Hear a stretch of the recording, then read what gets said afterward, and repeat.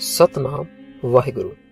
गुरु हर राय जी का जन्म 16 जनवरी 1630 ईस्वी नूं कीरतपुर विखे बाबा गुरदित्ता जी के घर होया। 1634 ईस्वी विच गुरु हर गोबिंद जी ने कीरतपुर आउण पिछों उन्हां नूं सदा अपने नाल रखिया। गुरु हर गोबिंद जी ने उन्हां नूं आप शास्त्र विद्या ते शस्त्र विद्या दित्ती। श्री हर राय जी नूं जदों भी गुरु घर विच सेवा करन दा समां मिलदा तां ओह पूरे उत्साह नाल सेवा करदे। गुरु हर गोबिंद जी ने उन्हां नूं अगस्त 1643 ईस्वी विच गुरगद्दी सौंप दित्ती। दारा शिकोह दे लाहौर दा सूबेदार बनन पिछों भावें सिखां नूं शाही फौज नाल कोई जंग नहीं सी लड़नी पई, पर गुरु हर राय जी ने गुरु घर नूं जंग लई सदा तैयार रखण लई शस्त्र विद्या दी सिखलाई पहलां दी तरह चालू रखी। उन्हां दे पास सदा 2200 घोड़ सवार तैयार बर तैयार रहिंदे।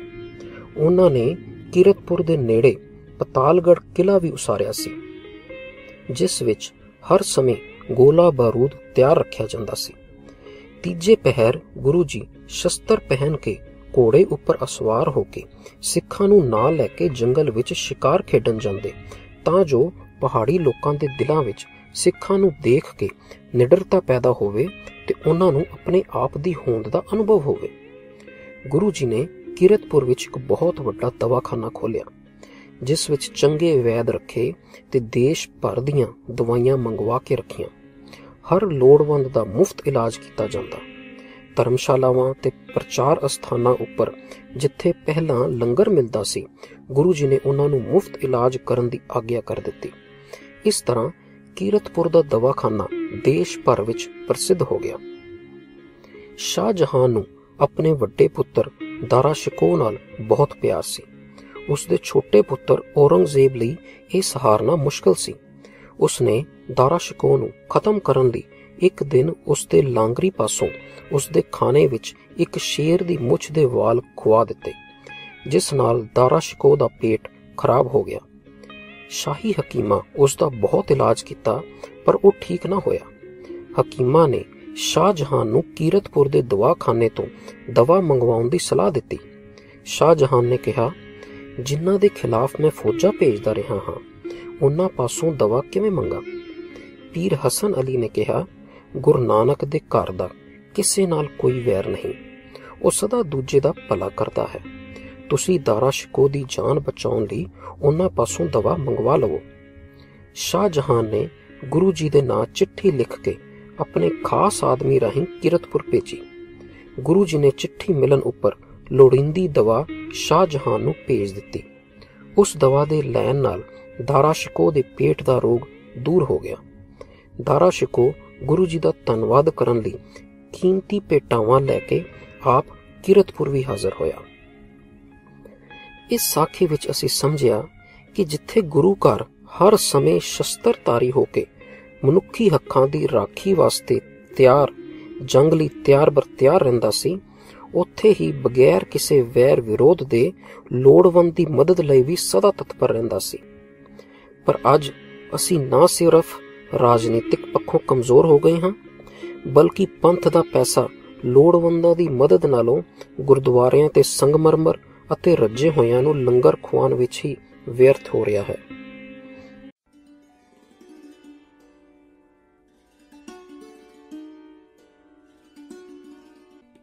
ਅਸੀਂ ਪਿੱਛੇ ਸੁਣਿਆ ਸੀ ਕਿ ਅਕਬਰ ਦੇ ਰਾਜ ਸਮੇਂ ਮਾਝੇ ਵਿੱਚ 3-4 ਸਾਲ ਬੜੀ ਔੜ ਲੱਗਣ ਦੇ ਕਾਰਨ ਭਿਆਨਕ ਕਾਲ ਪਿਆ ਸੀ।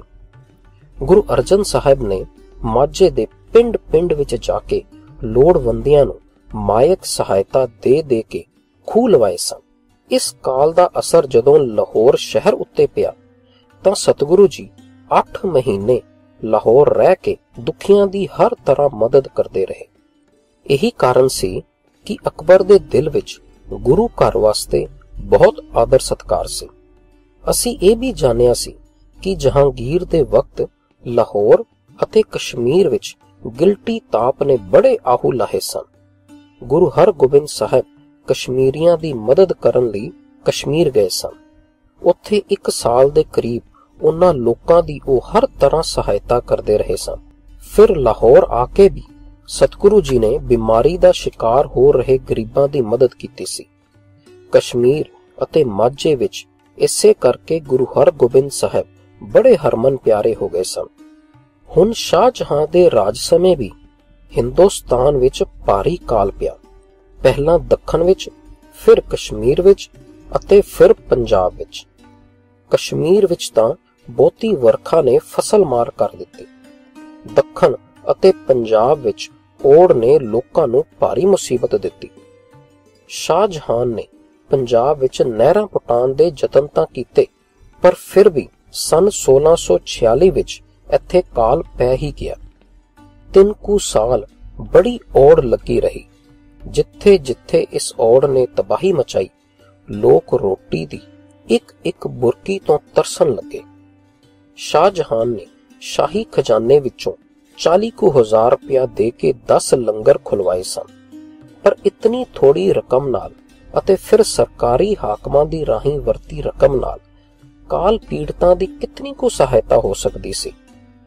गुरु हर राय साहब दे सामने अपने दादा अते परदादा जी दे पाए पूरने मौजूद सन। जिस दसवंध मर्यादा ने गुरु अर्जन साहब अते गुरु हरगोबिंद साहब दे वेले गरीबां नूं अमोलक सहारा दिता सी, ओही दसवंध हुण भी काल पीड़तां दी थम्मी साबित होया।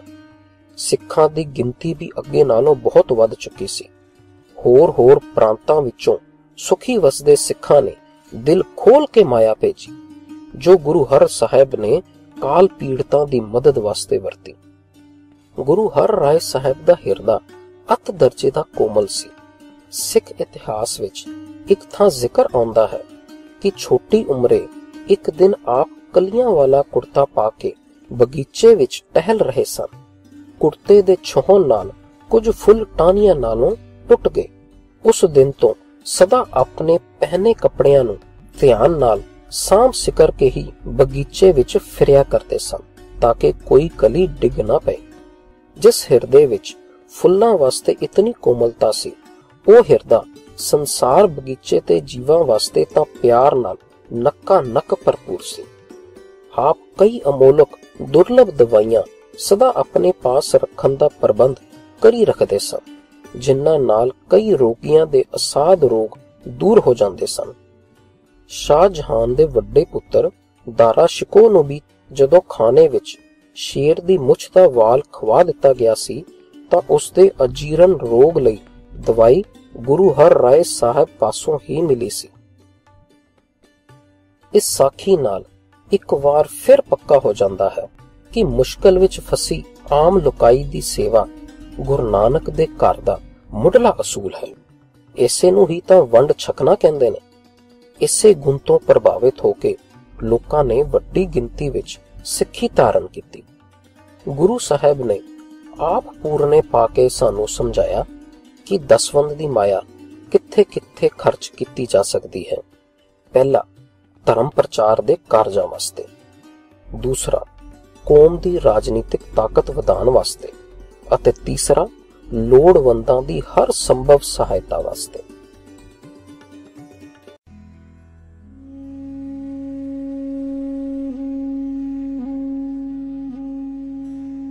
औरंगजेब ने अपने पिता शाहजहां नूं कैद कर लिया ते दिल्ली दा बादशाह बन गया। औरंगजेब ने अपने तिन्नां भरावां दारा शिकोह दे दोवें पुत्रां ते अपने 7 साल दे पुत्र बहादुर शाह नूं छड्ड के वड्डे दोवें पुत्रां नूं खत्म कर दिता, तां जो कोई राज प्राप्त करन लई बगावत ना करे। उसने राज दे दावेदारां वल्लों बेफिक्र होके सिखां दी वधदी ताकत वल ध्यान दिता। उसने गुरु हर राय जी नूं दिल्ली हाज़र होण दी सद्दा पत्र भेजिया। गुरु जी ने दिल्ली जाना ठीक ना समझिया। उन्हां ने औरंगजेब नूं लिखिया, असी तेरा कोई मुल्क नहीं दबाया होया ते ना ही असी तेरा कुछ देना है, तां फिर असी तेरे पास क्यों आईए। ये उत्तर मिलन उपर औरंगजेब ने लाहौर दे गवर्नर खलील उल्ला खान नूं हुक्म कीता, सिखां दे गुरु नाल निपटो, जिसने मेरा हुक्म नहीं मनिया। औरंगजेब दा पत्तर मिलन ते लाहौर दे गवर्नर ने मनसब वाले जालिम खान नूं 10,000 घोड़ असवार दे के कीरतपुर उपर हमला करन लई भेजिया अते उस नूं हुक्म कीता कि वह गुरु नूं बंदी बना के लाहौर हाज़र करे। ਜ਼ਾਲਿਮ ਖਾਨ ਰਸਤੇ ਦੇ ਪਹਿਲੇ ਪੜਾਅ ਤੇ ਹੀ ਸੀ ਜਦੋਂ ਉਸ ਦੀ ਕੱਚਾ ਮਾਸ ਖਾਣ ਨਾਲ ਮੌਤ ਹੋ ਗਈ। ਉਸ ਦੀ ਫੌਜ ਲਾਹੌਰ ਮੁੜ ਆਈ। ਦੂਜੀ ਵਾਰੀ ਗਵਰਨਰ ਨੇ ਕੰਧਾਰ ਦੇ ਜਰਨੈਲ ਦੁੰਦੇ ਖਾਨ ਨੂੰ ਭੇਜਿਆ। ਜਦੋਂ ਉਹ ਜਲੰਧਰ ਦੇ ਨੇੜੇ ਕਰਤਾਰਪੁਰ ਪੁੱਜਿਆ ਤਾਂ ਉਸ ਦੇ ਦੁਸ਼ਮਣਾਂ ਉਸ ਦਾ ਸੁੱਤੇ ਪਏ ਦਾ ਖੂਨ ਕਰ ਦਿੱਤਾ। ਫੌਜ ਆਗੂ ਤੋਂ ਬਿਨਾਂ ਲਾਹੌਰ ਪਰਤ ਗਈ।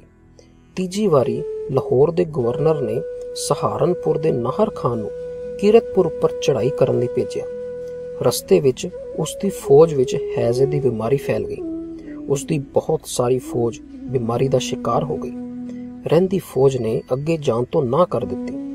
ਉਸ ਪਿੱਛੋਂ ਕੋਈ ਵੀ ਜਰਨੈਲ ਕੀਰਤਪੁਰ ਉੱਪਰ ਚੜ੍ਹਾਈ ਕਰਨ ਲਈ ਤਿਆਰ ਨਾ ਹੋਇਆ। ਔਰੰਗਜ਼ੇਬ ਨੇ ਦੇਖ ਲਿਆ ਕਿ ਗੁਰੂ ਹਰ ਰਾਏ ਜੀ ਨੂੰ ਜ਼ਬਰਦਸਤੀ ਦਿੱਲੀ ਨਹੀਂ ਲਿਆਂਦਾ ਜਾ ਸਕਦਾ। ਉਸਨੇ ਦੀਵਾਨ ਸ਼ਿਵਦਿਆਲ, ਜਿਹੜਾ ਗੁਰੂ ਦਾ ਸਿੱਖ ਸੀ, ਨੂੰ ਹੁਕਮ ਕੀਤਾ ਕਿ ਉਹ ਕੀਰਤਪੁਰ ਜਾ ਕੇ ਗੁਰੂ ਨੂੰ ਬੇਨਤੀ ਕਰਕੇ ਆਪਣੇ ਨਾਲ ਦਿੱਲੀ ਲੈ ਆਵੇ। ਦੀਵਾਨ ਸ਼ਿਵਦਿਆਲ ਨੇ ਕੀਰਤਪੁਰ ਪੁੱਜ ਕੇ ਗੁਰੂ ਹਰ ਰਾਏ ਜੀ ਨੂੰ ਬੇਨਤੀ ਕੀਤੀ, ਆਪ ਦਿੱਲੀ ਚੱਲ ਕੇ ਸੰਗਤਾਂ ਨੂੰ ਦਰਸ਼ਨ ਦੇਵੋ ਤੇ ਔਰੰਗਜ਼ੇਬ ਨੂੰ ਇਸ ਤਰ੍ਹਾਂ ਦਾ ਜ਼ੁਲਮ ਕਰਨ ਤੋਂ ਰੋਕੋ ਤੇ ਉਸ ਨੂੰ ਸੱਚੀ ਸਿੱਖਿਆ ਦੇਵੋ। ਗੁਰੂ ਜੀ ਨੇ ਦੀਵਾਨ ਨੂੰ ਕਿਹਾ, ਅਸੀਂ ਬਾਦਸ਼ਾਹ ਦੇ ਮੱਥੇ ਨਾ ਲੱਗਣ ਦਾ ਪ੍ਰਣ ਕਰ ਚੁੱਕੇ ਹਾਂ, ਇਸ ਲਈ ਅਸੀਂ ਦਿੱਲੀ ਨਹੀਂ ਜਾ ਸਕਦੇ, ਪਰ ਅਸੀਂ ਆਪ ਦੇ ਨਾਲ ਆਪਣੇ ਵੱਡੇ ਪੁੱਤਰ ਰਾਮ ਰਾਏ ਨੂੰ ਆਪਣਾ ਪ੍ਰਤੀਨਿਧ ਬਣਾ ਕੇ ਭੇਜ ਦਿੰਦੇ ਹਾਂ। ਗੁਰੂ ਜੀ ਨੇ ਆਪਣੇ 11 ਸਾਲ ਦੇ ਪੁੱਤਰ ਨੂੰ ਦਿੱਲੀ ਦੇ ਦੀਵਾਨ ਨਾਲ ਤੋਰਨ ਤੋਂ ਪਹਿਲਾਂ ਉਸ ਨੂੰ ਕਿਹਾ, ਤੁਸੀਂ ਆਪਣੇ ਧਰਮ ਉੱਪਰ ਪੱਕੇ ਰਹਿਣਾ, ਜੋ ਚਾਹੋਗੇ ਸੋ ਹੋਵੇਗਾ। ਬਾਬਾ ਰਾਮ ਰਾਏ ਦੀ ਉਮਰ ਦਿੱਲੀ ਜਾਣ ਸਮੇਂ ਭਾਵੇਂ 11 ਸਾਲਾਂ ਦੀ ਸੀ, ਪਰ ਬੜੇ ਗੁਣੀ ਗਿਆਨੀ ਤੇ ਹਾਜ਼ਰ ਜਵਾਬ ਸਨ। ਦਿੱਲੀ ਪੁੱਜਣ ਉੱਪਰ ਉਹਨਾਂ ਦਾ ਡੇਰਾ ਮਜਨੂ ਟਿੱਲੇ ਕਰਵਾਇਆ ਗਿਆ। ਔਰੰਗਜ਼ੇਬ ਦੇ ਹੁਕਮ ਅਨੁਸਾਰ ਇੱਕ ਦਿਨ ਦੀਵਾਨ ਸ਼ਿਵਦਿਆਲ ਬਾਬਾ ਰਾਮ ਰਾਏ ਨੂੰ ਨਾਲ ਲੈ ਕੇ ਦਰਬਾਰ ਵਿੱਚ ਹਾਜ਼ਰ ਹੋਇਆ। ਔਰੰਗਜ਼ੇਬ ਬਾਬਾ ਰਾਮ ਰਾਏ ਦਾ ਕੁਦਰਤੀ ਨੂਰ ਦੇਖ ਕੇ ਦੰਗ ਰਹਿ ਗਿਆ। ਔਰੰਗਜ਼ੇਬ ਨੇ ਉਹਨਾਂ ਨੂੰ ਆਪਣੇ ਪਾਸ ਬਿਠਾ ਕੇ ਕੁਝ ਸਵਾਲ ਪੁੱਛੇ, ਜਿਨ੍ਹਾਂ ਦਾ ਉੱਤਰ ਉਹਨਾਂ ਬੜੇ ਸੁਚੱਜੇ ਢੰਗ ਨਾਲ ਦਿੱਤਾ। ਉਸ ਤਰ੍ਹਾਂ ਦੀ ਹਾਜ਼ਰ ਜਵਾਬੀ ਨੇ ਔਰੰਗਜ਼ੇਬ ਦੀ ਹੈਰਾਨੀ ਵਾਲੀ ਰਹਿੰਦੀ ਕਸਰ ਵੀ ਪੂਰੀ ਕਰ ਦਿੱਤੀ। ਔਰੰਗਜ਼ੇਬ ਨੇ ਉਹਨਾਂ ਨੂੰ ਬੜੇ ਸਤਿਕਾਰ ਨਾਲ ਡੇਰੇ ਲਈ ਵਿਦਾ ਕੀਤਾ। ਕੁਝ ਮਿਲਣੀਆਂ ਪਿੱਛੋਂ ਬਾਬਾ ਰਾਮ ਰਾਏ ਭੁੱਲ ਗਏ ਕਿ ਦਰਬਾਰ ਵਿੱਚ ਉਹਨਾਂ ਦਾ ਸਤਿਕਾਰ ਗੁਰੂ ਨਾਨਕ ਦੀ ਕਿਰਪਾ ਨਾਲ ਹੋ ਰਿਹਾ ਸੀ। ਉਹਨਾਂ ਨੂੰ ਲੱਗਿਆ ਕਿ ਉਹਨਾਂ ਦਾ ਆਦਰ ਉਹਨਾਂ ਦੇ ਗੁਨਾਹ ਕਾਰਨ ਸੀ। ਇੱਕ ਦਿਨ ਕਾਜ਼ੀਆਂ ਦੇ ਯਾਦ ਕਰਵਾਉਣ ਤੇ ਔਰੰਗਜ਼ੇਬ ਨੇ ਬਾਬਾ ਰਾਮ ਰਾਏ ਨੂੰ ਪੁੱਛਿਆ, ਬਾਬੇ ਨਾਨਕ ਨੇ ਮਿੱਟੀ ਮੁਸਲਮਾਨ ਕੀ ਪੇੜੇ ਪਈ ਕੁਮਿਆਰ ਉਚਾਰਨ ਕਰਕੇ ਮੁਸਲਮਾਨਾਂ ਦੀ ਨਿਖੇਧੀ ਕੀਤੀ ਹੈ। ਦਰਅਸਲ ਮੁਸਲਮਾਨਾਂ ਨੂੰ ਇਹ ਯਕੀਨ ਹੈ ਕਿ ਇਨਸਾਫ ਵਾਲੇ ਦਿਨ ਬਿਗਲ ਵੱਜੇਗਾ ਤੇ ਉਹਨਾਂ ਦੀਆਂ ਰੂਹਾਂ ਕਬਰਾਂ ਵਿੱਚੋਂ ਉੱਠਣਗੀਆਂ ਅਤੇ ਉਹਨਾਂ ਦੇ ਪਿਛਲੇ ਕੀਤੇ ਕਰਮਾਂ ਦੇ ਫੈਸਲੇ ਹੋਣਗੇ। ਗੁਰੂ ਨਾਨਕ ਦੇਵ ਜੀ ਨੇ ਆਪਣੀ ਬਾਣੀ ਵਿੱਚ ਕਹਿੰਦੇ ਹਨ, ਕੁਮਿਆਰ ਕਬਰਾਂ ਦੀ ਮਿੱਟੀ ਲੈ ਕੇ ਭਾਂਡੇ ਤੇ ਇੱਟਾਂ ਬਣਾਉਂਦਾ ਹੈ, ਉਹਨਾਂ ਨੂੰ ਪਕਾਉਂਦਾ ਹੈ ਤੇ ਅੱਗ ਵਿੱਚ ਪਾਉਂਦਾ ਹੈ। ਜੇ ਰੂਹਾਂ ਵਿੱਚ ਕਬਰ ਦੀ ਮਿੱਟੀ ਵਿੱਚ ਹੋਣ ਤਾਂ ਅੱਗ ਵਿੱਚ ਪਾਈਆਂ ਹੋਈਆਂ ਉਹ ਰੋਣ ਤੇ ਕੁਰਲਾਉਣ, ਪਰ ਉਹਨਾਂ ਵਿੱਚੋਂ ਰੂਹਾਂ ਤੇ ਰੋਣ ਦੀ ਆਵਾਜ਼ ਨਹੀਂ ਆਉਂਦੀ। ਬਾਬਾ ਰਾਮ ਰਾਏ ਨੂੰ ਔਰੰਗਜ਼ੇਬ ਦੇ ਕੀਮਤੀ ਤੋਹਫਿਆਂ ਤੇ ਸ਼ਾਹੀ ਸਤਿਕਾਰ ਨੇ ਸੱਚ ਭੁਲਾ ਦਿੱਤਾ। ਉਸਨੇ ਕਿਹਾ, ਗੁਰੂ ਨਾਨਕ ਜੀ ਨੇ ਮਿੱਟੀ ਬੇਈਮਾਨ ਕੀ ਉਚਾਰਿਆ ਸੀ, ਪਰ ਲਿਖਾਰੀ ਦੀ ਭੁੱਲ ਨਾਲ ਮਿੱਟੀ ਮੁਸਲਮਾਨ ਕੀ ਲਿਖਿਆ ਗਿਆ। ਗੁਰੂ ਹਰ ਰਾਏ ਜੀ ਨੂੰ ਜਦੋਂ ਕੀਰਤਪੁਰ ਗੁਰੂ ਨਾਨਕ ਦੀ ਸੱਚੀ ਬਾਣੀ ਬਦਲਣ ਦੀ ਖਬਰ ਪੁੱਜੀ ਤਾਂ ਉਹਨਾਂ ਬਾਬਾ ਰਾਮ ਰਾਏ ਨੂੰ ਪੱਤਰ ਲਿਖ ਕੇ ਕਿਹਾ, ਤੁਸੀਂ ਮੇਰੇ ਮੱਥੇ ਨਹੀਂ ਲੱਗਣਾ, ਤੁਸੀਂ ਝੂਠੇ ਸ਼ਾਹੀ ਸਤਿਕਾਰ ਤੇ ਮਾਨ ਬਦਲੇ ਸੱਚ ਨੂੰ ਵਿਸਾਰ ਦਿੱਤਾ ਹੈ ਤੇ ਗੁਰੂ ਨਾਨਕ ਦੀ ਸੱਚੀ ਬਾਣੀ ਨੂੰ ਝੂਠਾ ਕਹਿ ਦਿੱਤਾ ਹੈ। ਉਸ ਦਿਨ ਤੋਂ ਬਾਅਦ ਗੁਰੂ ਤੇ ਸਿੱਖਾਂ ਨੇ ਰਾਮ ਰਾਏ ਨੂੰ ਕਦੇ ਮੱਥੇ ਨਹੀਂ ਲਾਇਆ। ਇਸ ਸਾਖੀ ਵਿੱਚ ਅਸੀਂ ਸਮਝਿਆ ਕਿ ਗੁਰੂ ਹਰ ਰਾਏ ਜੀ ਨੇ ਗੁਰਬਾਣੀ ਵਿੱਚ ਕਿਸੇ ਵੀ ਹਾਲਤ ਵਿੱਚ ਕੋਈ ਤਬਦੀਲੀ ਕਰਨੀ ਪ੍ਰਵਾਨ ਨਹੀਂ ਕੀਤੀ। ਉਹਨਾਂ ਨੇ ਆਪਣੇ ਪੁੱਤਰ ਰਾਮ ਰਾਏ ਨੂੰ ਹਮੇਸ਼ਾ ਵਾਸਤੇ ਤਿਆਗ ਕੇ ਸਿੱਖਾਂ ਨੂੰ ਦਰਸਾਇਆ ਕਿ ਇਹ ਇੱਕ ਨਾ ਬਖਸ਼ਣਯੋਗ ਗਲਤੀ ਹੈ।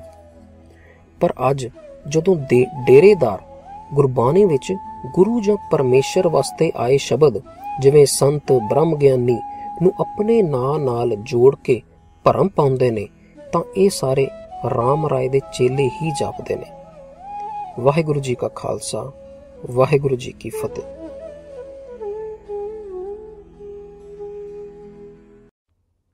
ਸਤਨਾਮ ਵਾਹਿਗੁਰੂ। ਗੁਰੂ ਹਰਕ੍ਰਿਸ਼ਨ ਜੀ ਦਾ ਜਨਮ 7 ਜੁਲਾਈ 1656 ਈਸਵੀ ਨੂੰ ਕੀਰਤਪੁਰ ਜ਼ਿਲ੍ਹਾ ਰੋਪੜ ਵਿਖੇ ਹੋਇਆ। ਉਹਨਾਂ ਦੀ ਮਾਤਾ ਕ੍ਰਿਸ਼ਨ ਕੌਰ ਤੇ ਪਿਤਾ ਗੁਰੂ ਹਰ ਰਾਏ ਜੀ ਸਨ। ਗੁਰੂ ਹਰ ਰਾਏ ਜੀ ਨੇ ਉਹਨਾਂ ਨੂੰ ਹਰ ਤਰ੍ਹਾਂ ਗੁਰਗੱਦੀ ਦੇ ਯੋਗ ਦੇਖ ਕੇ 6 ਅਕਤੂਬਰ 1661 ਈਸਵੀ ਨੂੰ ਗੁਰਗੱਦੀ ਦੀ ਜ਼ਿੰਮੇਵਾਰੀ ਸੌਂਪ ਦਿੱਤੀ ਸੀ। ਉਹਨਾਂ ਦੀ ਉਮਰ ਗੁਰਗੱਦੀ ਦੀ ਬਖਸ਼ਿਸ਼ ਹੋਣ ਸਮੇਂ ਸਿਰਫ 5 ਸਾਲਾਂ ਦੀ ਹੀ ਸੀ। ਗੁਰੂ ਹਰਕ੍ਰਿਸ਼ਨ ਜੀ ਦੇ ਵੱਡੇ ਭਾਈ ਬਾਬਾ ਰਾਮ ਰਾਏ ਜੀ ਲਾਹੌਰ ਸਨ ਜਦੋਂ ਉਹਨਾਂ ਨੂੰ ਗੁਰਗੱਦੀ ਸ਼੍ਰੀ ਹਰਕ੍ਰਿਸ਼ਨ ਨੂੰ ਦਿੱਤੇ ਜਾਣ ਦੀ ਖਬਰ ਮਿਲੀ। ਗੁਰਗੱਦੀ ਛੋਟੇ ਭਰਾ ਨੂੰ ਦਿੱਤੇ ਜਾਣ ਦਾ ਉਹਨਾਂ ਨੂੰ ਬਹੁਤ ਦੁੱਖ ਹੋਇਆ। ਉਹਨਾਂ ਦੇ ਨਾਲ ਉਸ ਸਮੇਂ ਮਸੰਦ ਸਨ। ਉਹਨਾਂ ਨੇ ਕਿਹਾ, ਅਸੀਂ ਆਪ ਦੇ ਨਾਲ ਹਾਂ। ਗੁਰੂ ਬਣਾਉਣਾ ਮਸੰਦਾਂ ਦੇ ਹੱਥ ਵਿੱਚ ਹੈ। ਜਿਸ ਨੂੰ ਮਸੰਦ ਚਾਹਣ ਗੁਰੂ ਬਣਾ ਸਕਦੇ ਹਨ। ਹੋਰ ਮਸੰਦਾਂ ਤੇ ਸਿੱਖਾਂ ਨੂੰ ਅਸੀਂ ਪ੍ਰੇਰ ਸਕਦੇ ਹਾਂ। ਬਾਦਸ਼ਾਹ ਸਾਡੇ ਵੱਲ ਹੈ। ਤੁਸੀਂ ਫਿਕਰ ਨਾ ਕਰੋ। ਜੇ ਉਹਨਾਂ ਨੂੰ ਗੁਰੂ ਹਰ ਰਾਏ ਜੀ ਨੇ ਗੁਰੂ ਬਣਾ ਸਕਦੇ ਨੇ ਤਾਂ ਅਸੀਂ ਤੁਹਾਨੂੰ ਬਣਾ ਸਕਦੇ ਹਾਂ। ਬਾਬਾ ਰਾਮ ਰਾਏ ਨੇ ਦਿੱਲੀ ਜਾ ਕੇ ਔਰੰਗਜ਼ੇਬ ਨੂੰ ਕਿਹਾ, ਮੈਂ ਗੁਰੂ ਹਰ ਰਾਏ ਜੀ ਦਾ ਵੱਡਾ ਪੁੱਤਰ ਹਾਂ, ਇਸ ਲਈ ਗੁਰਗੱਦੀ ਦਾ ਹੱਕ ਮੇਰਾ ਬਣਦਾ ਹੈ। ਮੇਰਾ ਆਪ ਦੇ ਨਾਲ ਮੇਲ ਹੋਣ ਕਰਕੇ ਮੇਰੇ ਪਿਤਾ ਨੇ ਮੇਰਾ ਹੱਕ ਛੋਟੇ ਭਰਾ ਨੂੰ ਦੇ ਦਿੱਤਾ ਹੈ। ਕਿਰਪਾ ਕਰਕੇ ਮੈਨੂੰ ਮੇਰਾ ਹੱਕ ਵਾਪਸ ਦਿਵਾਇਆ ਜਾਵੇ। ਔਰੰਗਜ਼ੇਬ ਨੇ ਕਿਹਾ, ਮੈਂ ਤੈਨੂੰ ਸਿੱਖਾਂ ਦਾ ਗੁਰੂ ਨਹੀਂ ਬਣਾ ਸਕਦਾ, ਕਿਉਂਕਿ ਇਹ ਸਿੱਖਾਂ ਦੀ ਸ਼ਰਧਾ ਹੈ ਕਿ ਉਹ ਕਿਸ ਨੂੰ ਗੁਰੂ ਮੰਨਦੇ ਹਨ। ਮੇਰੇ ਮੇਲ ਕਾਰਨ ਜਿਹੜਾ ਤੇਰਾ ਮਾਲੀ ਨੁਕਸਾਨ ਹੋਇਆ ਹੈ ਉਹ ਮੈਂ ਤੈਨੂੰ ਜਗੀਰ ਦੇ ਕੇ ਪੂਰਾ ਕਰ ਦਿੰਦਾ ਹਾਂ। ਔਰੰਗਜ਼ੇਬ ਗੁਰੂ ਘਰ ਵਿੱਚ ਫੁੱਟ ਪਾਉਣ ਵਾਸਤੇ ਰਾਮ ਰਾਏ ਨੂੰ ਵਰਤਣਾ ਚਾਹੁੰਦਾ ਸੀ। ਔਰੰਗਜ਼ੇਬ ਨੇ ਉਸ ਨੂੰ 7 ਪਿੰਡ ਜਗੀਰ ਵਜੋਂ ਦੇ ਦਿੱਤੇ, ਜਿੱਥੇ ਅੱਜ ਕੱਲ੍ਹ ਦੇਹਰਾਦੂਨ ਹੈ। ਗੁਰੂ ਹਰਕ੍ਰਿਸ਼ਨ ਜੀ ਨੂੰ ਛੋਟੀ ਉਮਰ ਵਿੱਚ ਸਿੱਖਾਂ ਦੀ ਅਗਵਾਈ ਕਰਦੇ ਦੇਖ ਕੇ ਬ੍ਰਾਹਮਣਾਂ ਦੇ ਮਨਾਂ ਵਿੱਚ ਭਰਮ ਪੈ ਗਿਆ ਕਿ ਗੁਰੂ ਨਾਨਕ ਦੇ ਘਰ ਵਿੱਚ ਉਹ ਗੱਲ ਨਹੀਂ ਰਹੀ ਜਿਹੜੀ ਪਹਿਲਾਂ ਸੀ, ਕਿਉਂਕਿ ਬ੍ਰਾਹਮਣ ਨਹੀਂ ਸਨ ਜਾਣਦੇ ਗੁਰੂ ਜੋਤ ਹੈ, ਕੋਈ ਸਰੀਰ ਨਹੀਂ। ਗੁਰੂ ਹਰਕ੍ਰਿਸ਼ਨ ਜੀ ਜਿੱਥੇ ਹਰ ਕਿਸੇ ਦੇ ਗੁਰਬਾਣੀ ਦੀ ਰੋਸ਼ਨੀ ਵਿੱਚ ਸ਼ੰਕੇ ਦੂਰ ਕਰਦੇ ਸਨ, ਉੱਥੇ ਹੀ ਦੂਰ ਦੂਰ ਤੋਂ ਪੁਰਾਣੇ ਰੋਗੀ ਗੁਰੂ ਦੇ ਦਰਸ਼ਨ ਕਰਕੇ ਤੇ ਗੁਰੂ ਘਰ ਦੇ ਦਵਾਖਾਨੇ ਵਿੱਚੋਂ ਦਵਾਈਆਂ ਲੈ ਕੇ ਅਰੋਗ ਹੋ ਕੇ ਗੁਰੂ ਦੇ ਗੁਣ ਗਾਉਂਦੇ ਵਾਪਸ ਪਰਤਣ ਲੱਗੇ। ਬੇਅੰਤ ਜੂਆ, ਚੋਰੀ, ਸ਼ਰਾਬ, ਤੰਬਾਕੂ ਆਦਿ ਨਸ਼ਿਆਂ ਦੇ ਰੋਗੀ ਵੀ ਗੁਰੂ ਘਰ ਵਿੱਚ ਆ ਕੇ ਨਸ਼ੇ ਤਿਆਗ ਰਹੇ ਸਨ। ਇਸ ਸਾਖੀ ਵਿੱਚ ਅਸੀਂ ਸਮਝਿਆ ਕਿ ਅਧਿਆਤਮਕ ਗਿਆਨ ਦਾ ਉਮਰ ਨਾਲ ਕੋਈ ਵਾਸਤਾ ਨਹੀਂ। ਅਸੀਂ ਵੀ ਆਪਣੇ ਬੱਚਿਆਂ ਨੂੰ ਛੋਟੀ ਉਮਰ ਤੋਂ ਹੀ ਗੁਰਬਾਣੀ ਤੇ ਗੁਰ ਇਤਿਹਾਸ ਨਾਲ ਜੋੜਨਾ ਹੈ। ਆਪਣੇ ਬੱਚਿਆਂ ਨਾਲ ਬੈਠ ਕੇ ਗੁਰਮਤਿ ਵਿਚਾਰਾਂ ਕਰਕੇ ਉਹਨਾਂ ਦੇ ਸ਼ੰਕੇ ਦੂਰ ਕਰਨੇ ਚਾਹੀਦੇ ਨੇ ਤੇ ਕਦੇ ਵੀ ਉਹਨਾਂ ਨੂੰ ਸਵਾਲ ਪੁੱਛਣ ਤੋਂ ਨਹੀਂ ਰੋਕਣਾ ਚਾਹੀਦਾ।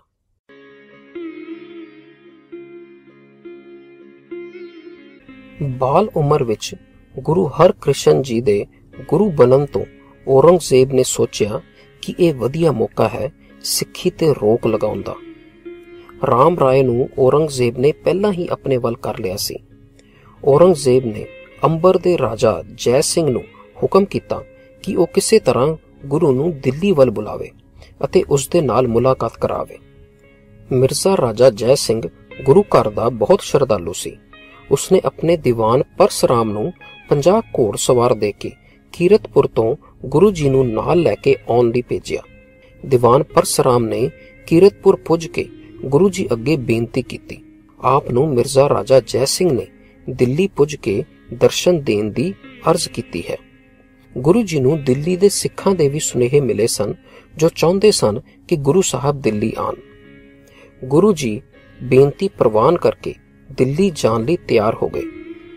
ਗੁਰੂ ਜੀ 2200 ਸ਼ਸਤਰਧਾਰੀ ਘੋੜ ਸਵਾਰਾਂ ਨਾਲ ਕੀਰਤਪੁਰ ਤੋਂ ਦਿੱਲੀ ਨੂੰ ਚੱਲ ਪਏ। ਕੀਰਤਪੁਰ ਤੋਂ ਚੱਲ ਕੇ ਰਸਤੇ ਵਿੱਚ ਪੜਾਅ ਕਰਦੇ ਹੋਏ ਗੁਰੂ ਜੀ ਅੰਬਾਲਾ ਦੇ ਨੇੜੇ ਪੰਜੋਖੜੇ ਹੁੰਦੇ ਹੋਏ ਰਸਤੇ ਦੀਆਂ ਸੰਗਤਾਂ ਨੂੰ ਦਰਸ਼ਨ ਦਿੰਦੇ ਹੋਏ ਦਿੱਲੀ ਦੇ ਨੇੜੇ ਪੁੱਜੇ ਤਾਂ ਅੱਗੋਂ ਮਿਰਜ਼ਾ ਰਾਜਾ ਜੈ ਸਿੰਘ ਦਿੱਲੀ ਤੋਂ ਲੈਣ ਆਇਆ। ਉਸਨੇ ਗੁਰੂ ਜੀ ਦਾ ਡੇਰਾ ਬੰਗਲਾ ਸਾਹਿਬ ਵਿੱਚ ਕਰਵਾਇਆ। ਗੁਰੂ ਜੀ ਨੇ ਉਸ ਨੂੰ ਪਹਿਲੀ ਮਿਲਣੀ ਤੇ ਦੱਸ ਦਿੱਤਾ, ਅਸੀਂ ਦਿੱਲੀ ਦੀ ਸੰਗਤ ਦੇ ਪ੍ਰੇਮ ਦੇ ਬੱਧੇ ਦਿੱਲੀ ਆਏ ਹਾਂ।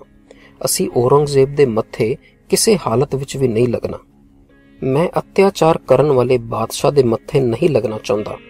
ਅਸੀਂ ਉਸ ਮਨੁੱਖ ਨੂੰ ਜਿਉਂਦਾ ਹੀ ਨਹੀਂ ਕਹਿੰਦੇ, जिस दे मन विच अल्लाह दी याद नहीं, वो सिर्फ साह लै रहा है, उसका खाना पीना सब हराम है।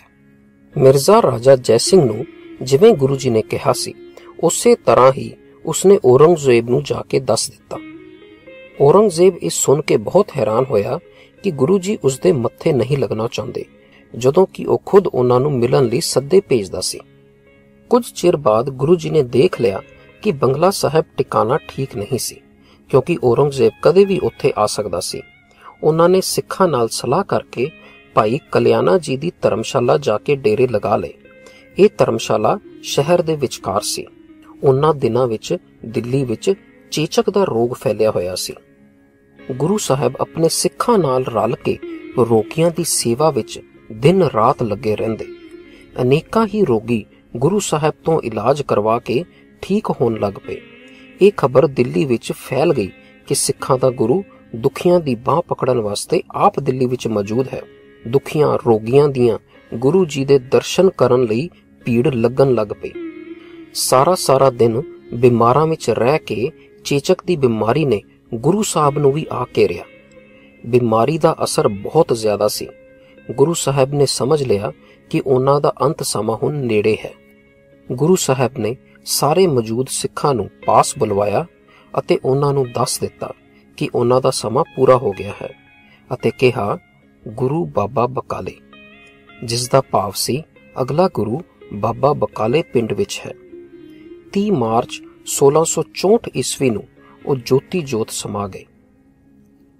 इस साखे विच असी समझिया कि किवें गुरु साहब ने जिथे अपनी परवाह कीते बिना रोगियां दे इलाज नूं पहल दिती, उत्थे ही औरंगजेब नूं ना मिलन दा अपना प्रण निभाया। जदों हाकम धिर दी खोटी नीयत बारे कोई भुलेखा ना रहे तां बार बार उन्हां नाल मीटिंगां करके ना सिर्फ समय दी बर्बादी है बल्कि राजनीतिक कमजोरी भी, जिस तो गुरु साहब ने सानू सुचेत किया है। वाहिगुरु जी का खालसा, वाहिगुरु जी की फतेह।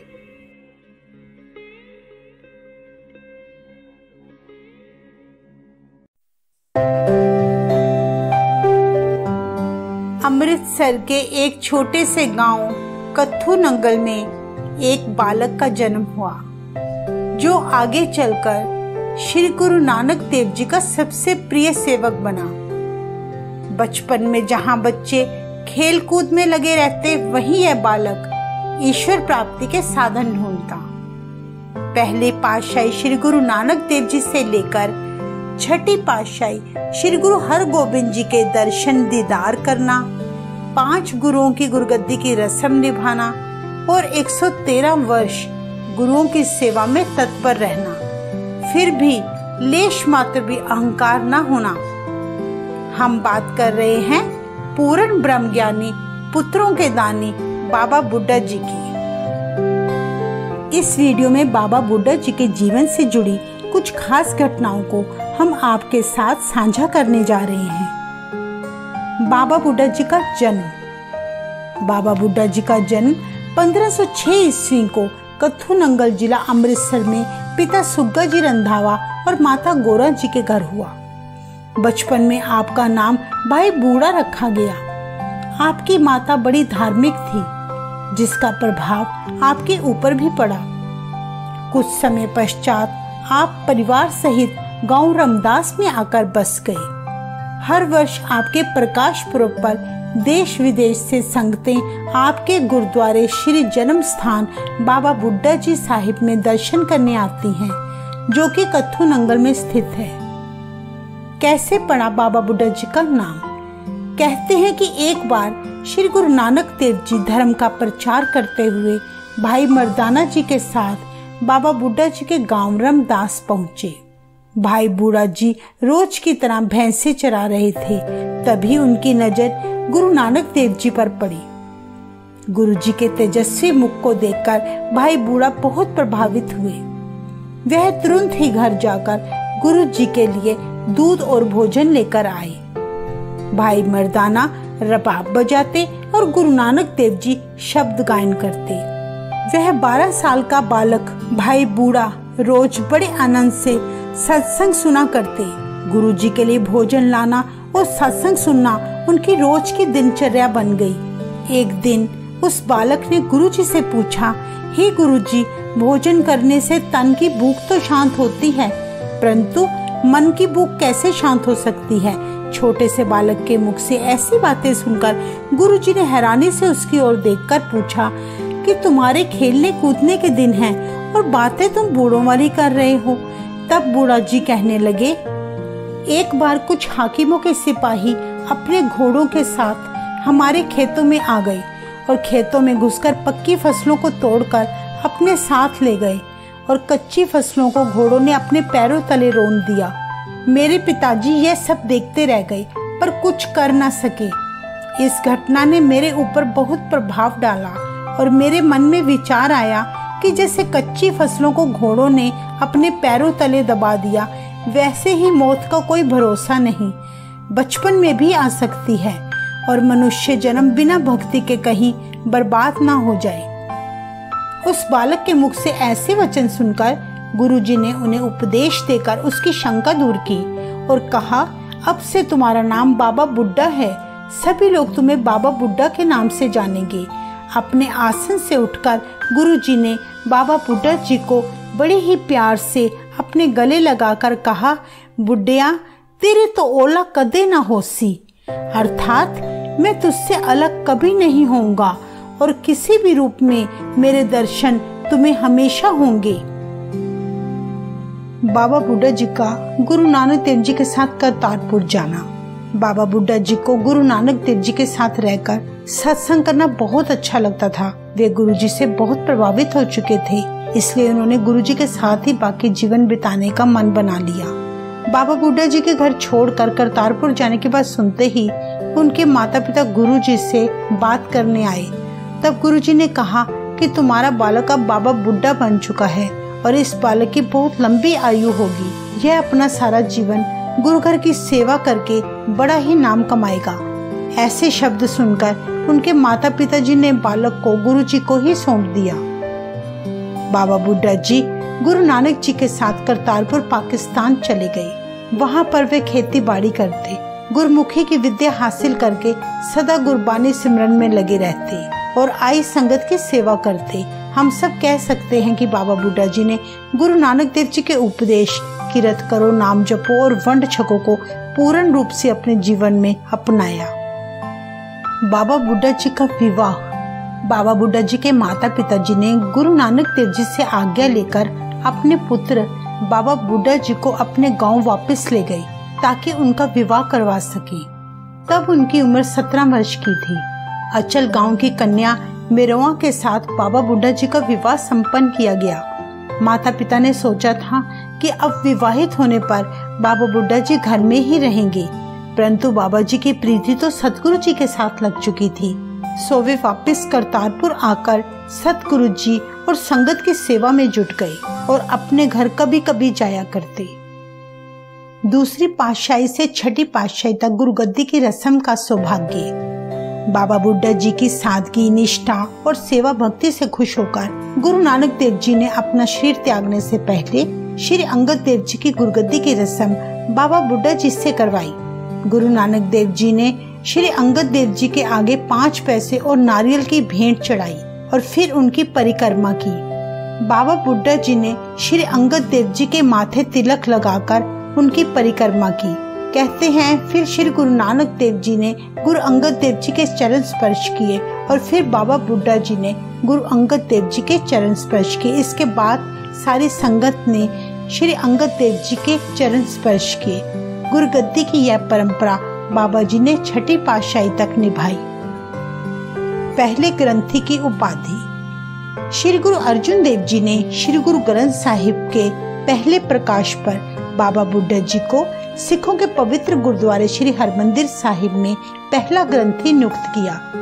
तब बाबा जी की उम्र 98 साल की थी। श्री गुरु अर्जुन देव जी के आदेश पर उस शुभ अवसर पर बाबा बुड्ढा जी से पहला हुक्मनामा पढ़वाया गया। संता के कारज आप खलोया, हर कम करावन आया राम। तरत सुहावी ताल सुहावा, विच अमृत जल छाया राम। पुत्रों के दानी बाबा बुड्ढा जी। इतिहास में दर्ज है कि गुरु अर्जुन देव जी के विवाह के काफी समय बाद तक कोई संतान न हुई। इस कारण गुरु अर्जुन देव जी की पत्नी माता गंगा जी को उनके जेठ और जेठानी यानी बाबा पृथ्वीचंद और उनकी पत्नी कर्मो बड़े ही ताने मारते हुए कहते कि श्री गुरु अर्जुन देव जी और माता गंगा जी के घर तो संतान का सुख कभी भी नहीं होगा, इसलिए आने वाले समय में पृथ्वीचंद का पुत्र ही गुरुगद्दी का वारिस बनेगा तथा सभी संगतों से आई भेंटें और संपत्ति पर उनका ही केवल अधिकार होगा। ऐसी कड़वी बातें जब माता गंगा जी के कानों में सुनाई दी तब उन्होंने अपने पति श्री अर्जुन देव जी को सारा वृत्तांत सुनाया और कहा, हे महाराज, हे पति देव, आप तो दरबार में आई सारी संगतों के सभी तरह के कष्टों को दूर करते हो, तो मुझे भी पुत्र का वरदान दो। तब वे बोले, अगर पुत्र का आशीर्वाद लेना है तो बाबा बुड्ढा जी के पास जाओ और उनसे प्रार्थना करो, वही तुम्हारी इच्छा पूरी कर सकते हैं। ऐसे वचन सुनकर माता गंगा जी अगले दिन 36 प्रकार के भोजन तैयार करवाकर अपनी खूब सारी दासियों को साथ लेकर बड़ी शानो शौकत के साथ सवारी पर सवार होकर बाबा बुड्ढा जी के पास गई। उस समय बाबा बुड्ढा जी खेतों में काम कर रहे थे। अचानक ढेर सारी धूल उड़ती देख बाबा जी ने अपने सेवक से पूछा, ये धूल कैसी है? तब सेवक ने कहा, गुरु के महल आ रहे हैं। यहाँ महल का अर्थ पत्नी के लिए किया गया है। तब बाबा बुड्ढा जी के मुख से अचानक निकला कि रामदास के लोगों को क्यों पाजड़ पड़ गई। माता गंगा जी ने आकर बाबा जी के चरण छुए और भोजन परोसते हुए उन्हें कहा कि आप उन्हें पुत्र प्राप्ति का वर देने की कृपा करें। ऐसा सुनकर बाबा जी बोले, मैं तो खुद गुरुओं का दास हूँ, मेरे पास आशीर्वाद देने की शक्ति कहाँ। माता गंगा ऐसे वचन सुनकर निराश होकर अपने महल लौट आई। यह सारी बात गुरु अर्जुन देव जी ने सुनकर कहा कि हे गंगा, तुम तो बाबा जी से श्राप लेकर आई हो। अगर किसी से कुछ मांगना होता है तब बड़ी सादगी और विनम्रता के साथ मांगा जाता है तथा अहंकार व बड़प्पन के भाव को त्याग कर और झुक कर मांगा जाता है।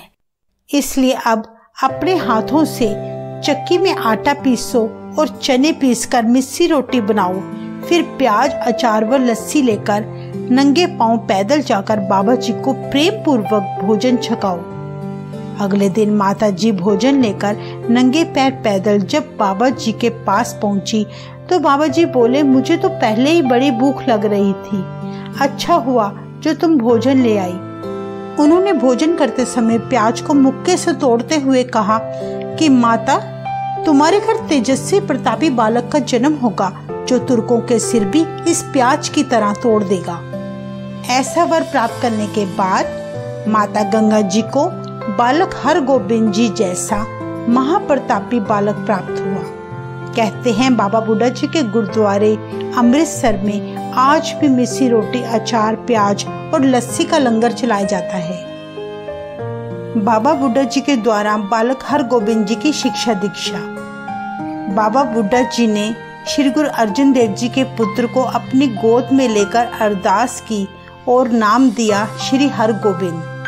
आपने बालक हरगोबिंद जी को गुरमुखी भाषा के अलावा घुड़सवारी, तैराकी व शस्त्र विद्या में भी निपुण किया। छठे गुरु श्री हरगोबिंद जी की गुरुगद्दी की रस्म भी आपने ही निभाई। इसके साथ ही आपने गुरु जी को मीरी और पीरी 2 तलवारें भी पहनाई। मीरी की तलवार संसारिक लोगों की रक्षा के लिए थी और पीरी की तलवार फकीरी का प्रतीक थी। बंदी छोड़ दिवस की शुरुआत। इतिहासकारों का मानना है कि सन 1609 में मुगलों के शासक जहांगीर ने गुरु हरगोबिंद जी को अपने ग्वालियर के किले में कैद कर दिया। यह सूचना जब बाबा बुड्ढा जी को मिली तब वे संगतों के साथ उसी पल किले में पहुंच गए। उन्होंने सारी संगत के साथ अपने सतगुरु श्री हरगोबिंद जी का ध्यान करके किले की परिक्रमा की और फिर उनके जल्दी रिहा होने की अरदास की। सच्चे हृदय से की गई अरदास कहते हैं जरूर पूरी होती है। 3 साल कैद में रहने के बाद 1612 ईस्वी में गुरु हरगोबिंद जी रिहा होकर अपने गृह पहुंचे। उस दिन दिवाली का पर्व था। बाबा बुड्ढा जी और गांव वाले ने मिलकर घी के दिए जलाए। वह दिन सिखों के लिए ऐतिहासिक दिन बन गया, जिसको बंदी छोड़ दिवस के रूप में हर वर्ष सतगुरु के प्यारे सिख खुशी खुशी मनाते हैं। बाबा बुड्ढा जी का अंतिम समय। बाबा बुड्ढा जी ने गुरु हरगोबिंद जी से रामदास वापस जाने की आज्ञा मांगी कि हे गुरु महाराज, जिस दिन मेरा अंतिम समय होगा तो उस वक्त सेवक का संदेश सुनकर आप अपने दास बुड्ढा को दर्शन जरूर देना। इतिहास में दर्ज है कि सन 1631 ईस्वी में बाबा बुड्ढा जी ने अपने जीवन का बाकी समय गांव रामदास में बिताया। 125 वर्षीय आयु होने पर भी आप थके नहीं, रुके नहीं, बल्कि संगतों को गुरबानी का अभ्यास करवाया करते। अपना अंत समय निकट आता देख बाबा बुड्ढा जी ने अपने गुरु हरगोबिंद जी को किसी के हाथ खबर भेजी कि हे गुरुदेव, कृपा करके अपने सेवक बुड्ढा की विनती स्वीकार करो और रामदास में आकर अपने सेवक को दर्शन देने की कृपालता करो। अंतर्यामी गुरु हरगोबिंद जी जानते थे कि बाबा बुड्ढा जी जीवन के अंतिम पड़ाव पर हैं। गुरु हरगोबिंद साहिब जी अपने साथ भाई जेठा जी, भाई गुरदास जी और भाई विधि चंद जी को लेकर रामदास पहुंचे। बाबा बुड्ढा जी को देखते ही गुरु जी ने उनके चरण स्पर्श किए। बाबा बुड्ढा जी गुरुओं के दिलों में वास करते थे। अहंकार तो लेश मात्र भी नहीं था, इसीलिए सभी गुरुओं ने बाबा बुड्ढा जी को एक सेवक ना मानकर बल्कि गुरु के बराबर दर्जा दिया। इतिहासकारों ने यह भी उल्लेख किया है कि उन आखिरी पलों में गुरु हरगोबिंद साहिब जी ने पूछा कि आप तो पहली पातशाही से लेकर छठी पातशाही तक गुरुओं के साथ रहे, उनके अनमोल वचनों को अपने अंदर धारण किया। कृपा करके आप मुझे बताएं कि सिक्खी कैसे कमाई जाती है। इस बात को सुनकर बाबा बुड्ढा जी ने हाथ जोड़कर कहा कि हे गुरुदेव, मैं तो तुच्छ प्राणी हूँ, मेरे पास शक्ति नहीं कि मैं आपके सवाल का जवाब दे सकूं, बल्कि मेरी इच्छा आप पूरी करें और एक बार अपने मुख से कह दें कि आपने अपने दास को बख्श दिया। वहां बैठी संगत यह दृश्य देखकर भावुक हो गई। तब गुरु हरगोबिंद साहिब जी ने कहा, गुरु नानक जिन सुनिया पेख्या से फिर गर्भास ना परियारे। कहते हैं कि तब संगत ने बाबा बुड्ढा जी से पूछा कि सिक्खी कैसे कमाएं। इस पर बाबा जी बोले कि जप करो, तप करो, सिमरन करो, सब कुछ करके बस आधार केवल श्री गुरु नानक देव जी को बनाओ। कहा जाता है कि सारी रात गुरु हरगोबिंद जी बाबा बुड्ढा जी के साथ ही रहे। फिर बाबा बुड्ढा जी ने कुछ समय पश्चात स्नान किया और गुरु हरगोबिंद जी से कहा कि गुरु जी, आप मेरे सामने ही बैठो, मैं आपको जी भर के देखना चाहता हूँ। इतिहास में दर्ज है कि बाबा बुड्ढा जी ने जपजी साहिब की बानी पढ़नी शुरू की। आखिरी पौड़ी, जिन्नी नाम ते आया गए मशक्कत काल, नानक ते मुख उजले केती छुट्टी नाल, कहकर बाबा बुड्ढा जी सदा के लिए ज्योति ज्योत समा गए। गुरु हरगोबिंद जी ने बाबा बुड्ढा जी को स्नान करवाया और उनके साथ बिताए एक एक पल को गुरु जी ने याद किया। और फिर गुरु जी ने बाबा बुड्ढा जी की अर्थी को कंधा दिया। बाबा बुड्ढा जी सबको बानी के साथ जोड़कर सदा के लिए अलोप हो गए। ऐसे थे बाबा बुड्ढा जी। कहते हैं जिस स्थान पर बाबा बुड्ढा जी ने अंतिम सांस ली, वहां पर आजकल गुरुद्वारा श्री समाध बाबा बुड्ढा जी स्थित है। आप सबसे विनती है कि वीडियो बनाते समय अगर हमसे कोई गलती हो गई हो तो हमें माफ करना। वाहेगुरु जी का खालसा, वाहेगुरु जी की फतेह।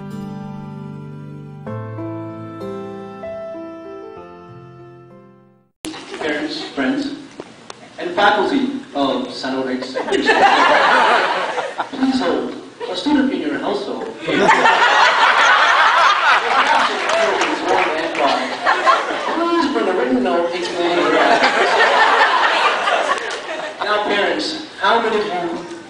gotten that phone call regarding your son or daughter. Skipping class, procrastination, and heartbreak.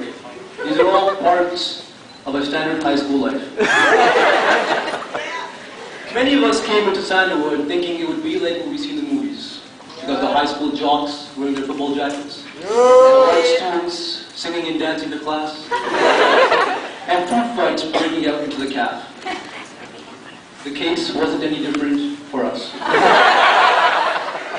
My name is Rumi Suraja, and I'm honored to have the opportunity to speak on behalf of this year's graduating class. Many of the confident graduates sitting in front of me today were once their grade 9s, including myself, scattered throughout the halls of Sandalwood, looking to find their classes in grade 9.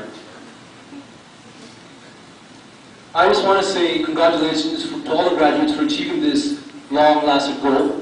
After completing your 40 hours and completing the literacy test, and complaining not about the exams that we have to do, we have finally reached this goal. Today, I want to make a reference to Curtis Jackson, aka 50 Cent. Teachers, do not freak out, there's a reason for this. He has a passion for music. Like many of us, regardless of our differences, have a passion for something. This passion is a driving force behind our achievements, past, present, and future. This success should also be credited to our teachers, who have been supporting us from day one. Now let me talk about the staff here at Sandalwood. What can I say? These devoted individuals went beyond the duties asked of a teacher. They are friends, mentors, and in some cases, like our parents. I just want to thank all the teachers for not only teaching us the lessons, but making sure they were drilled into our heads. In one class, I'm sure our entire grade will always cry about is math. Doing homework every day and studying for tests has made me war with numbers in my sleep. Whether it was loitering in the hallways on the second floor, camping out in the atrium during lunchtime, or gossiping in the library, we have all survived high school. And our teachers have a lot to do with this grand feat. Besides that, it was not obvious that there was a favorite teacher for all of us at Sandalwood. Each individual was influenced differently by certain teachers. I personally will never forget Mr. Swami's huge smile during tournament week. How shy Mr. Kajahi really is. And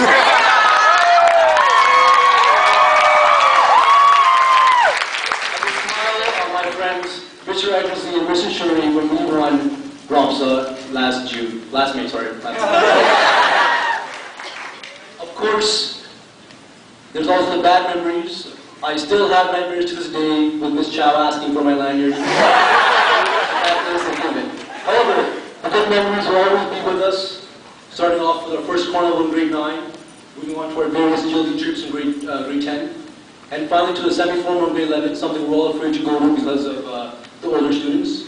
And just the last few couple of weeks ago when we went to prom, I'm sure we all had a great time.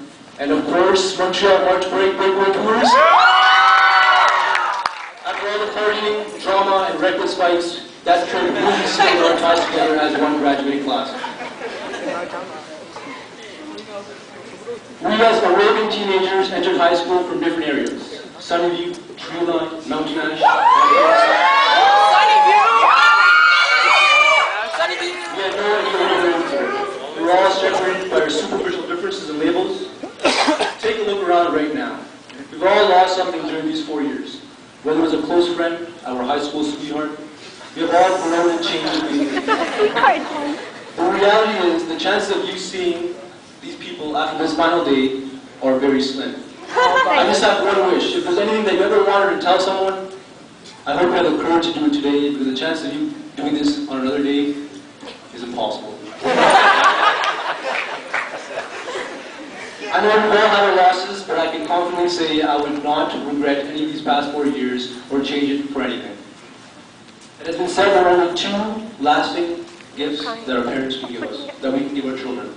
One of these is roots, and the other is wings. Our parents have given us these roots. They planted in such a way where we can grow and flourish. And Sandalwood has given us our wings. in such a way that it has helped us reach new heights. In regards to our diverse futures, many of us are chasing and following someone else's dream, which may be their parents or siblings. The truth is, I'd rather wake up to do something that I love every day than to wake up and live a life of a lie. Why settle for less? Why be satisfied with the average life? We're growing up in a society where our lives are already presented before we even start them. We go to university, get a job, get married, have kids, and spend the rest of our lives paying off our mortgage. The paradox of our time is that we're adding days to our life and not life to our days. Wow. Wow. Repeat that one.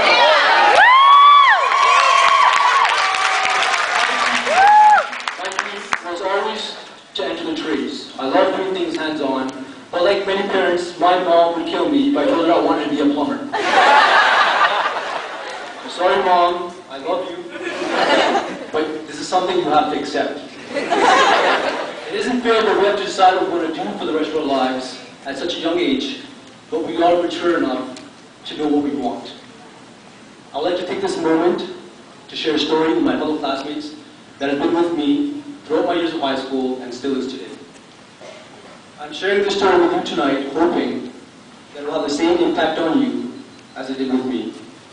The story is about a wealthy father who took his son on a trip to the country with the sole purpose of showing his son how the poor live. They spent several nights on the farm of which would be considered to be a family that is very poor. On the return from the trip, the father asked his son, "How was the trip?" The son replied, "I saw that we had one dog and they had 4. We have a pool that reaches to the middle of our garden and they have a creek that has no end. We have imported lanterns in our garden and they have the stars of the night. Our patio reaches to the front yard, they have the whole horizon. We have a small piece of land to live on and they have fields that go beyond our sight. We have servants who serve us, but they serve others. We buy our food, they grow theirs. We have walls around our property to protect us. They have friends to protect them." The boy's father was speechless. Then his son added, "Thanks, Dad, for showing me how poor we are." This concept also applies to our lives. We are rich in terms of commodities, but poor in terms of awareness and knowledge. Our parents have been through everything to provide us with the privilege of an education. Some of them, including my parents, have even gone through war to bring me to the state that I am in today. None of us here are gangsters or thugs. I repeat, there are no gangsters or thugs. Some facts: 95% of the population in this room pay property tax, which means that your houses are huge.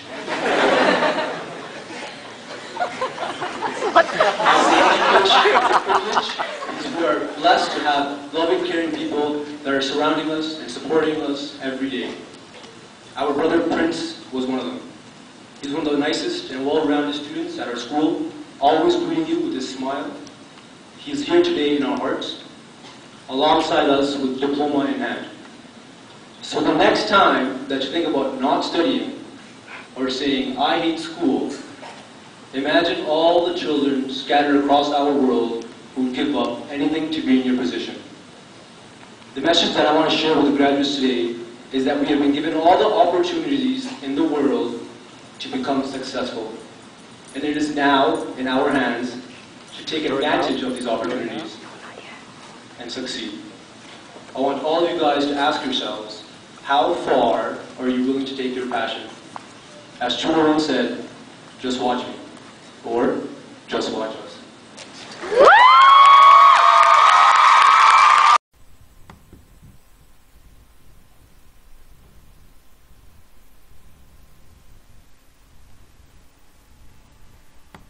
We're learning more about the young victim of an Ajax stabbing over the weekend. Tonight, friends have come forward to tell his story and honor his memory. TV Sean Leithong reports. Arun Vignesawaraja was known as a leader, known for playing soccer, known as someone who enriches a community. He's like spreads So like everybody, you cannot love Arun.